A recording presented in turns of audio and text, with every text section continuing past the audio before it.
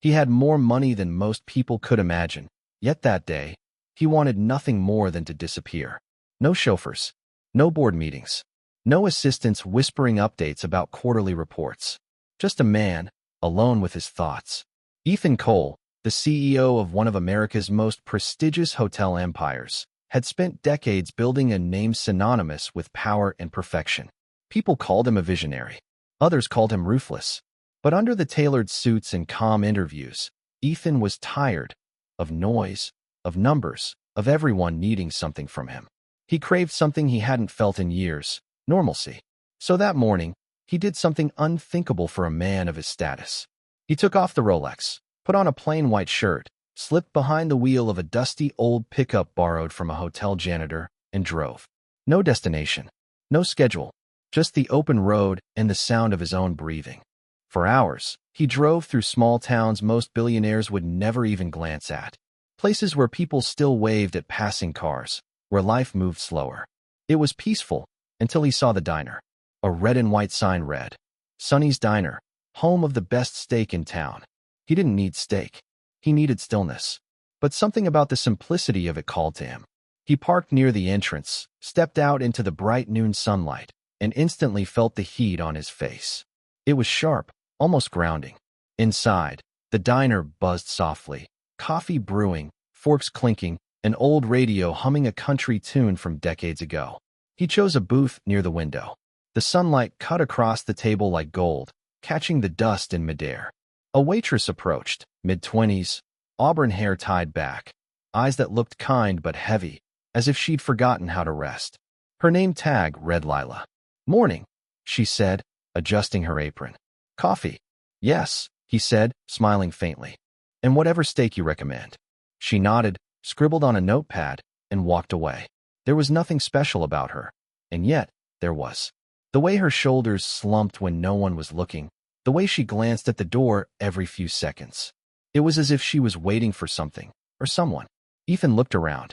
A couple of truckers sat by the counter, arguing about football. An elderly man read a newspaper, mouthing the headlines. Everything looked normal, too normal. When his steak arrived, she placed it down gently and slid the bill beside it, though he hadn't even taken a bite yet. "Leaving so soon?" he asked lightly. Her lips curved into a polite smile that didn't reach her eyes. "Just getting ahead," she said softly. "Enjoy your meal."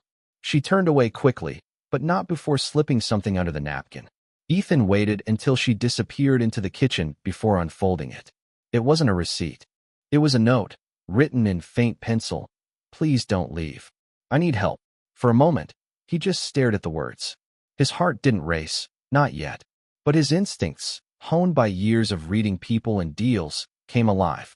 He glanced toward the counter. Through the reflection in the chrome coffee machine, he saw a man sitting near the exit, tall, broad-shouldered, wearing a neat button-down and a smirk that didn't belong in a quiet diner. His eyes weren't on his food. They were on her. Ethan felt the air shift. He folded the note carefully and tucked it into his pocket. He'd been manipulated before by business partners, competitors, investors, but this wasn't manipulation. It was fear. When Lila returned, she refilled his cup, her hand trembling slightly. "Everything okay?" she asked, her tone rehearsed. He leaned slightly closer, lowering his voice. "Do you want me to call someone?" Her eyes widened.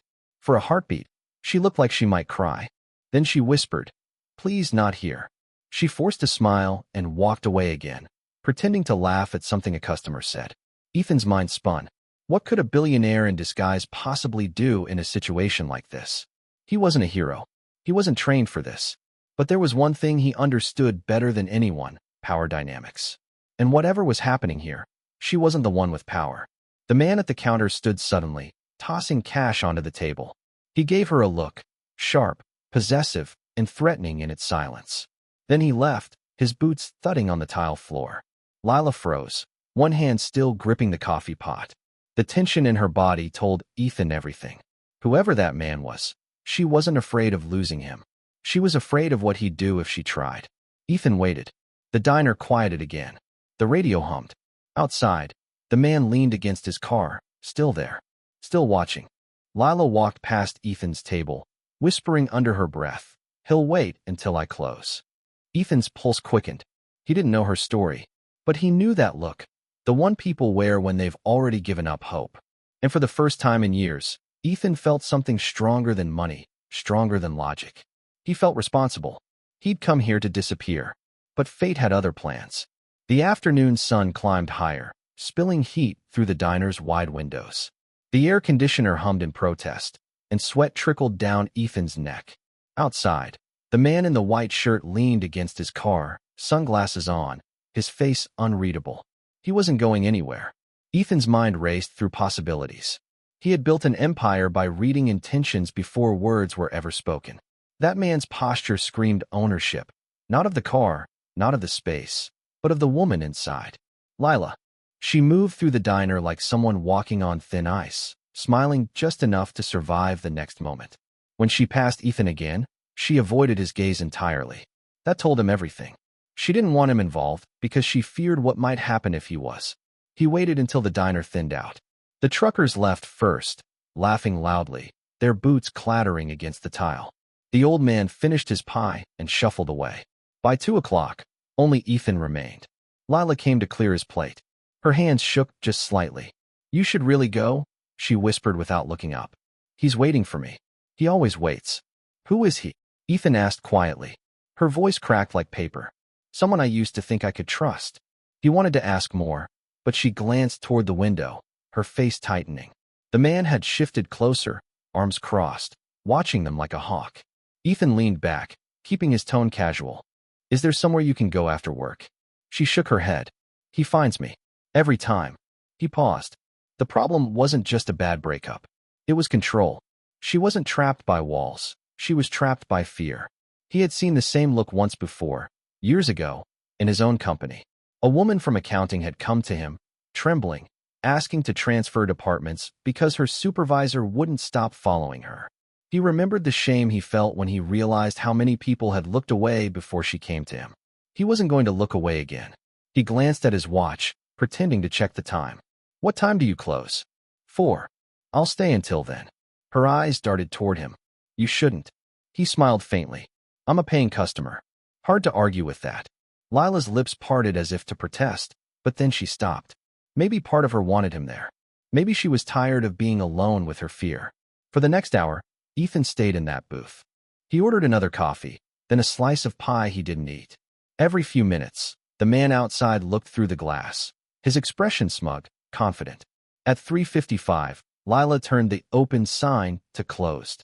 Her hands trembled as she locked the door. Ethan noticed she kept glancing toward the parking lot, toward him. The man was still there. She walked over to Ethan's booth, trying to keep her tone steady. "You can go out the back door. I'll be fine." He shook his head. "No, you won't." Her eyes filled, not with tears, but frustration. "You don't understand. He doesn't just stop. If you get involved, he'll—" Ethan interrupted softly. "Let me worry about that." He reached into his pocket, pulled out a business card, and slid it across the table. "My name is Ethan Cole." She frowned. "That sounds familiar." He nodded slowly. "It should." Her mouth parted as realization hit. "You're that Ethan Cole?" "The one who built hotels," he said, almost tiredly. "But today I'm just someone who doesn't walk away when someone asks for help." She stared at him, speechless. Outside, the man had started walking toward the door, confident stride, head tilted like a predator closing in. "Go to the kitchen," Ethan whispered. "Now." Her breath caught, but she obeyed. The door rattled. The man tried the handle, then banged once. The sound echoed through the empty diner. Ethan stood, straightening his collar.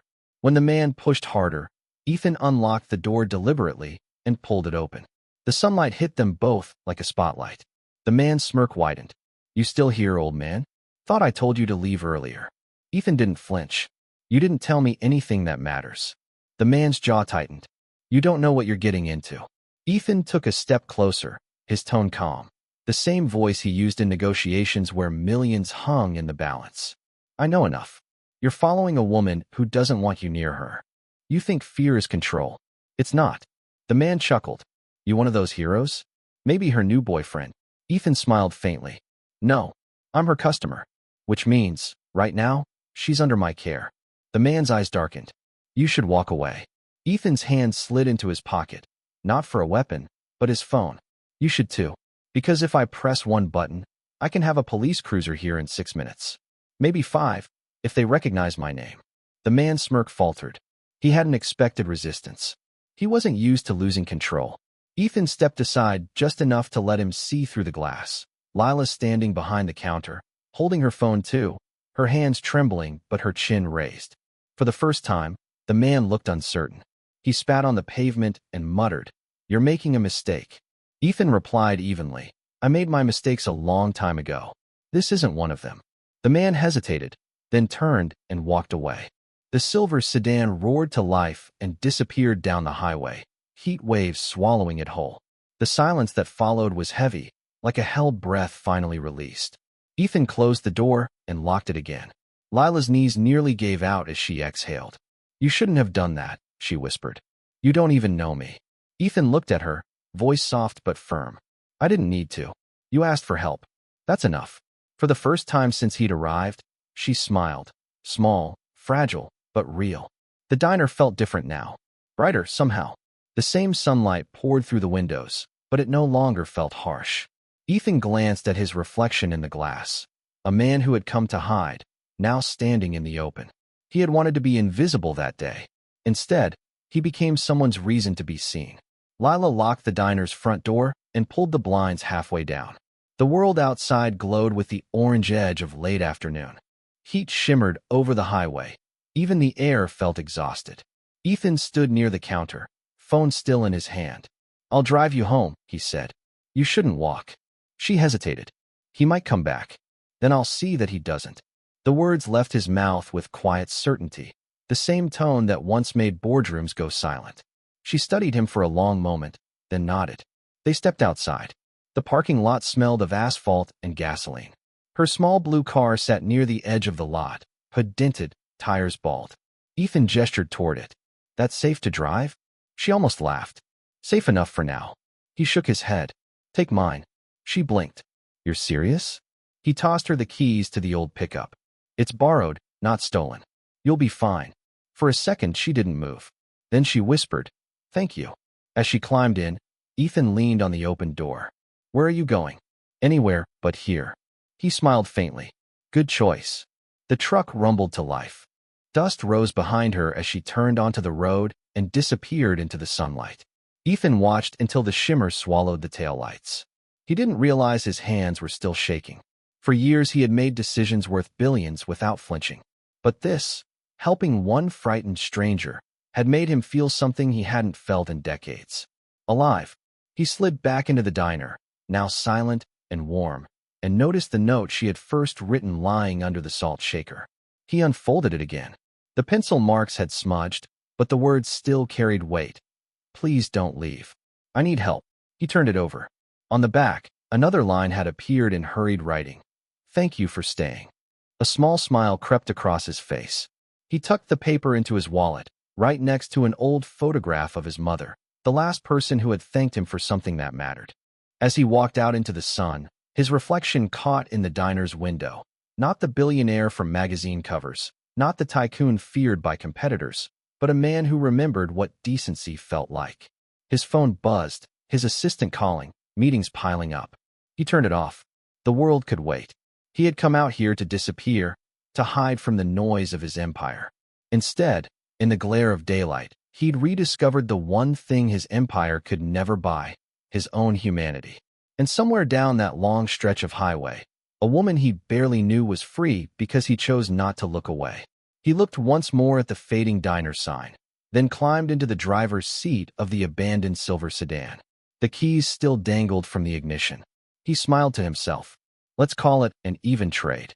The engine growled, the sunlight turned gold, and for the first time in a very long time, Ethan Cole drove without a destination, only a purpose. All Quran stand or notebook in front. Tone, friendly, sincere, respectful. Camera, eye level, medium close-up. You know, so many sisters tell me they want to recite the Quran beautifully, but they feel nervous. They think tajweed is too hard. It's not.